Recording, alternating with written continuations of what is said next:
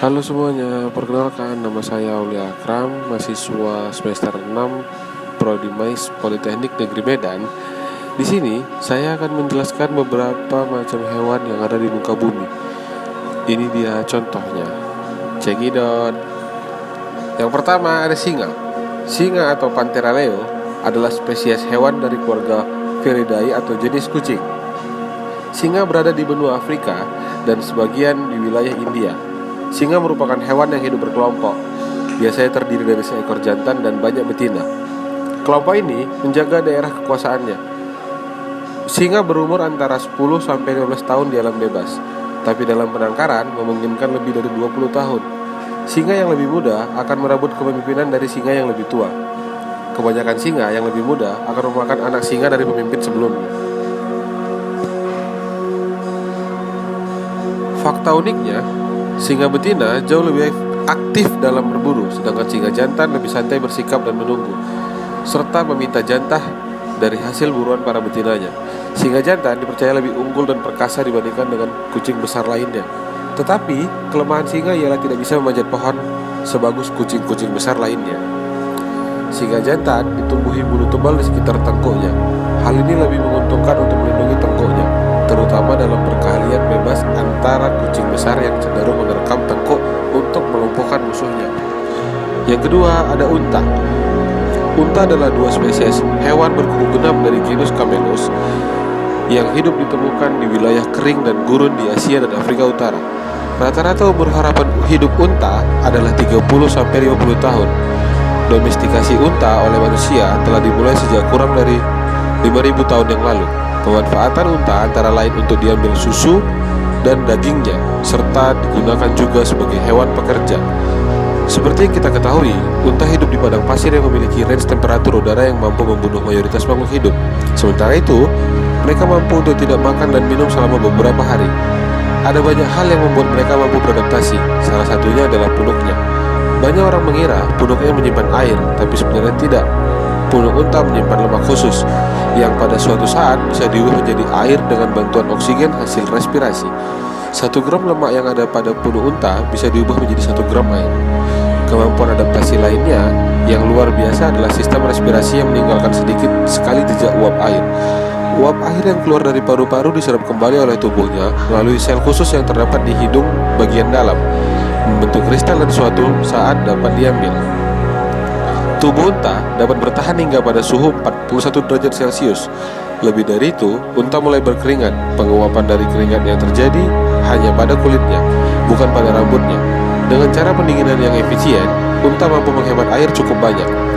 Unta mampu bertahan dengan kehilangan massa sekitar 20-25% selama berkeringat. Ada banyak hal mengapa darah unta tidak mengental pada kondisi di mana darah mayoritas makhluk hidup lainnya sudah mengental. Sel darah merah unta berbentuk oval, bukan bulat seperti makhluk hidup lainnya. Unta juga memiliki sistem imunitas yang cukup unik. Semua mamalia memiliki antibodi berbentuk Y dengan 2 rantai panjang, sebanyak Y itu dengan 2 rantai pendek di setiap ujung dari Y tersebut. Tetapi unta hanya memiliki 2 rantai panjang yang menjadikannya berbentuk lebih kecil, sehingga mengurangi kemungkinan darah akan mengental. Ginjal dan usus mereka sangat efisien dalam menyaring air. Bentuk urin mereka sangat kental dan kotoran mereka sangat kering, sehingga bisa langsung dibakar ketika dikeluarkan. Yang ketiga ada macan kumbang. Macan kumbang adalah macan tutul hitam. Meskipun memiliki bulu yang berbeda, yakni hitam, orang seringkali menganggap macan kumbang sebagai spesies macan yang berbeda. Namun nyatanya, macan kumbang merupakan satu spesies dan hanya merupakan varian dari macan tutul. Macan kumbang sering ditemui sebagai varian dari macan tutul Jawa atau macan tutul India. Karena merupakan spesies yang sama antara macan tutul biasa yang berbulu coklat bertotal hitam dengan macan kumbang yang berwarna hitam, maka mereka dapat melakukan perkawinan yang anak dari hasil perkawinan tersebut terkadang berwarna tutul atau terkadang berwarna hitam. Karena merupakan spesies yang sama dengan macan tutul, macan kumbang memiliki ciri dan perilaku yang mirip dengan macan tutul. Hanya saja bulu macan kumbang tampak berwarna hitam seluruhnya. Bulu macan kumbang yang berubah menjadi hitam disebabkan oleh pigmen melanistik sebagai bentuk adaptasi bervariasi atas habitat hutan yang lebat dan gelap. Jika dicermati, warna mata macan kumbang tidaklah sepenuhnya hitam. Terdapat tato atau kembangan berbentuk bintik-bintik berwarna lebih gelap dibandingkan bulu dasarnya. Macan kumbang memiliki ukuran tubuh berkisar antara 90 sampai 150 cm dengan tinggi 60 sampai 95 cm. Bobot badannya berkisar sekitar 40 sampai 60 kg. Dan sebagaimana jenis macan tutul lainnya, macan kumbang merupakan hewan nokturnal atau hewan yang beraktivitas di malam hari, pandai memanjat, serta pandai berenang.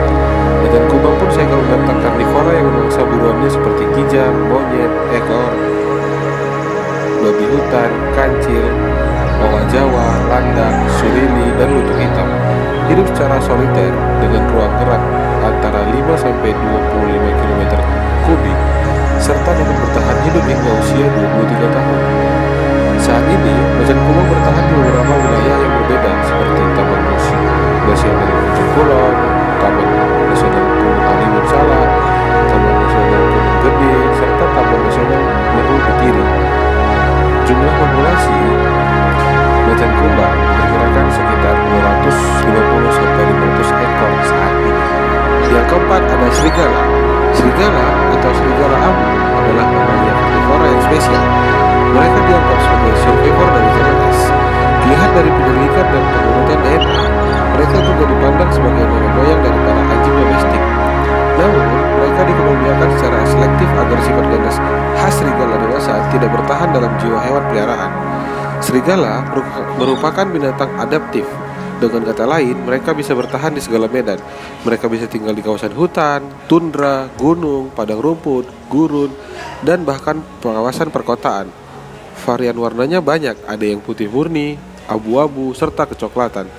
Serigala sempat menjadi mamalia yang dengan distribusi atau penyebaran paling luas. Serigala berukuran raksasa pernah hidup di Alaska. Ukurannya sekitar 56 kilo sampai 61 kilo. Satu spesimen terberat yang pernah ada berukuran sekitar 90 kg.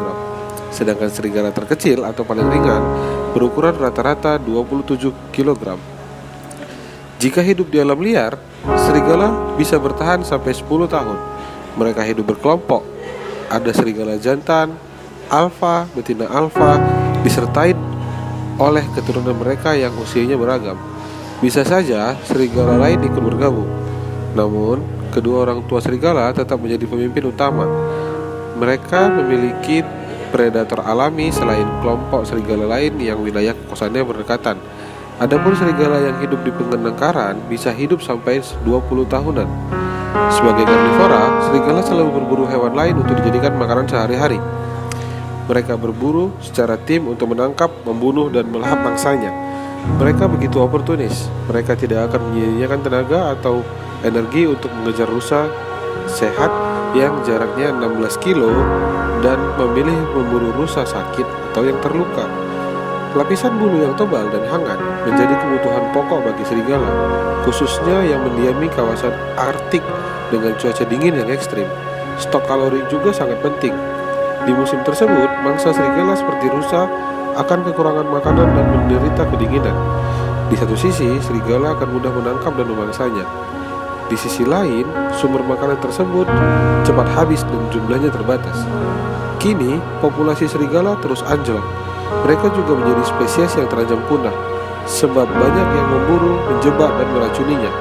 Ada yang ingin mendapatkan bulu indah mereka, ada juga yang mencegah mereka agar tidak menyerang hewan ternak mereka. Selain itu, hilangnya habitat asli serigala juga menjadi faktor penting kemerosotan jumlahnya. Selain itu, mereka menderita kelaparan karena sumber makanannya sudah berkurang. Pada musim dingin atau awal musim semi, biasanya serigala akan kawin. Begitu musim jadi lebih hangat dan mangsa melimpah, anak-anak serigala lahir.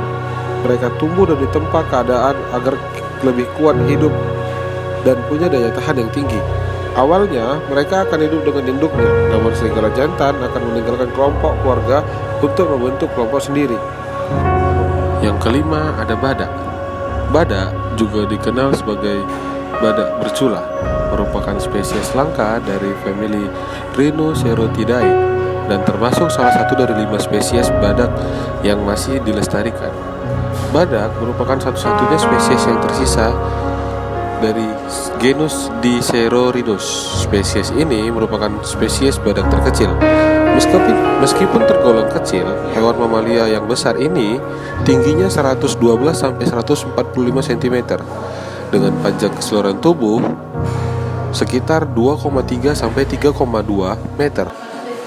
Panjang ekor mereka sekitar 35 cm sampai 70 cm.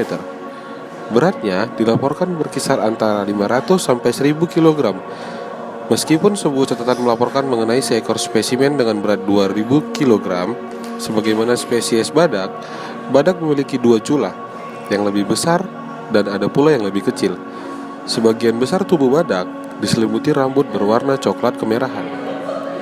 Spesies ini pernah menghuni hutan hujan, rawa, hutan pegunungan di Indonesia, Malaysia, Myanmar, Thailand, dan Tiongkok. Dalam sejarahnya, badak dahulu tinggal di bagian barat daya Tiongkok, khususnya di Sichuan. Mereka sekarang terancam punah dengan hanya 6 populasi yang cukup besar di alam liar. Jumlah badak sulit ditemukan karena mereka adalah hewan penyendiri yang tersebar secara luas. Tetapi dapat diperkirakan kalau jumlahnya kurang dari 100 ekor.